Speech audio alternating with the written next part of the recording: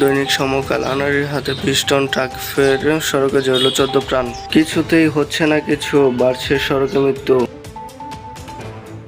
দৈনিক বাংলাদেশ প্রতিদিন কেন্দ্রের নির্দেশনা মানে না কেউ, এমপি মন্ত্রীরা পাত্তা দিচ্ছে না দলের লিখিত আদেশ, বহিষ্কারের ভয়ও করে না মাঠে বিএনপি।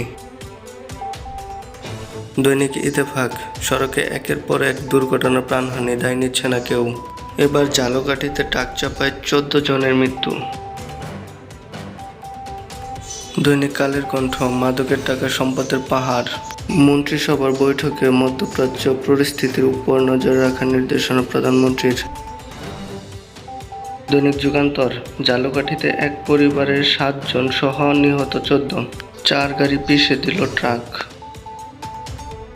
বিএনপির অনেক ভোটে ৮ মে শুরু উপজেলা নির্বাচন, তৃতীয় ধাপের তফসিল ঘোষণা। দৈনিক নয়া দিগন্ত ব্যাংকের বেশিরভাগ অর্থ সরকারি কোষাগারে।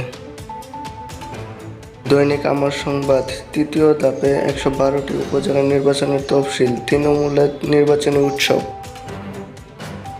দৈনিক যাই দিন এবারও চোখ রাঙাচ্ছে ডেঙ্গু। দৈনিক আলোকিত বাংলাদেশ তৃতীয় ধাপে উপজেলা ভোট ২৯শে মে, উন্মুক্ত নির্বাচনে বেড়েছে প্রার্থী, যুদ্ধ পরিস্থিতি মোকাবেলায় আগাম প্রস্তুতি নির্দেশনা প্রধানমন্ত্রীর। দৈনিক মানবকণ্ঠ ঈদের পর সড়কে মৃত্যুর মিছিল। ধন্যবাদ সবাইকে।